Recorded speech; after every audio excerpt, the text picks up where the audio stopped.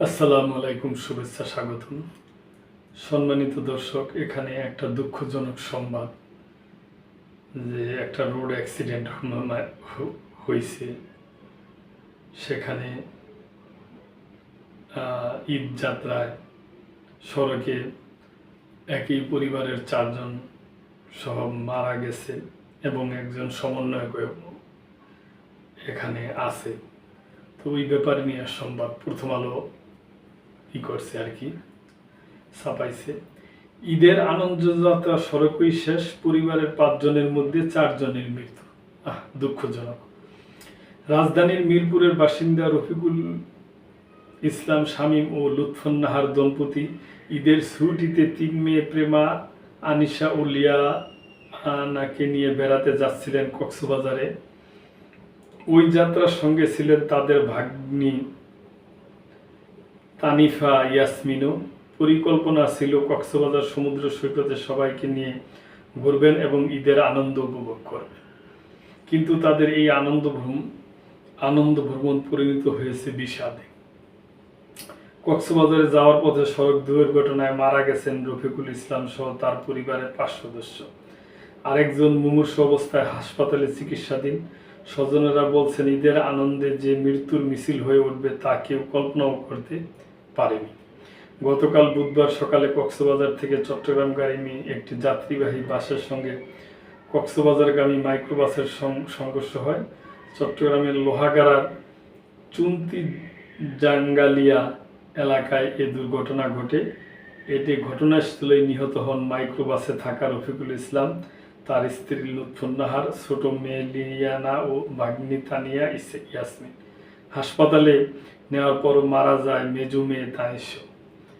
এখন টিকে আছেন শুধু বড় মেয়ে প্রেমা চট্টগ্রাম মেডিকেল কলেজে হাসপাতালে নিবিড় পরিচর্যায় লাইফ সাপোর্টে আছে। আজ বৃহস্পতিবার বেলা 11টার দিকে মোহাম্মদপুরের বাবর রোডে একটি বেসরকারি হাসপাতালে কথা হয় রফিকুল ইসলামের শ্যালক রবিউল হাসানের সঙ্গে। তিনি জানান, রাতে চট্টগ্রাম থেকে নিহত স্বজনদের লাশ নিয়ে সকাল 8:30টার দিকে তারা ওই হাসপাতালে পৌঁছেছেন। এখন লাশ গোসল করিয়ে দাফনের প্রস্তুতি নিচ্ছেন। রবিউল হাসান প্রথম আলোকে বলেন, তার বোনের পরিবার ঈদের পরদিন রাতে ঢাকা থেকে বেড়ানোর উদ্দেশ্যে মাইক্রোবাসে কক্সবাজারে রওনা দিয়েছিলেন। সেখানে তার বড় বোন, ভগ্নিপতি, 3 ভাগ্নি ও ভগ্নিপতির ভাগ্নি ছিলেন।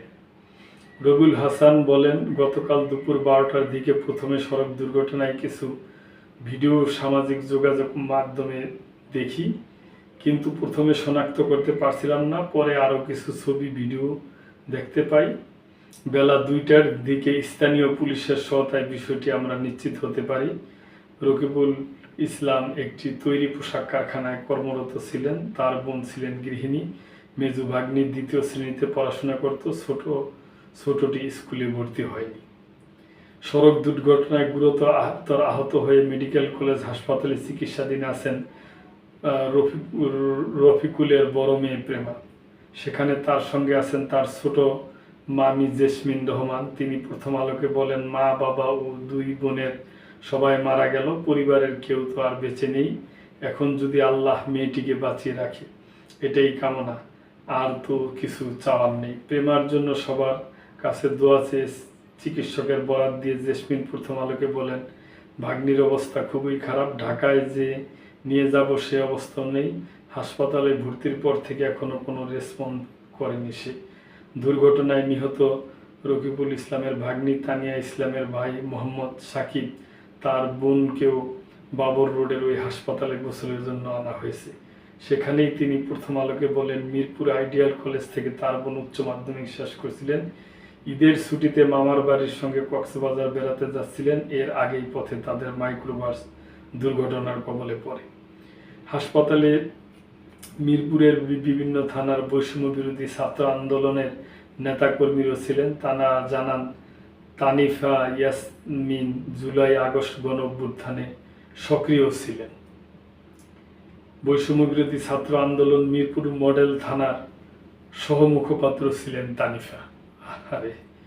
গতকালের সড়ক দুর্ঘটনায় ওই 5 জন ছাড়া মাইক্রোবাসে থাকা আরও 5 জন সহ মোট 10 জন নিহত হয়েছে।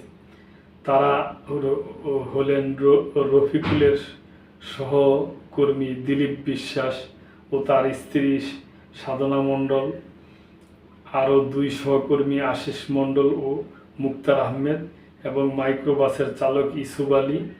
দুর্ঘটনায় দিলীপ বিশ্বাসের মেয়ে আরাধ্য বিশ্বাস গুরুতর আহত হয়ে চট্টগ্রাম মেডিকেল কলেজ হাসপাতালে ভর্তি আছেন।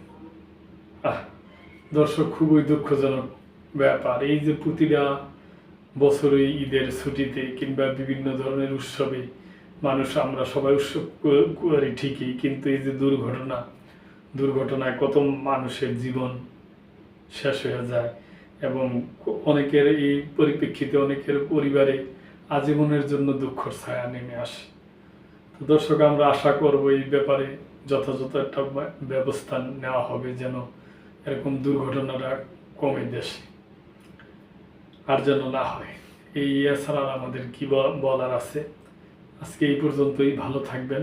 আল্লাহ হাফেজ।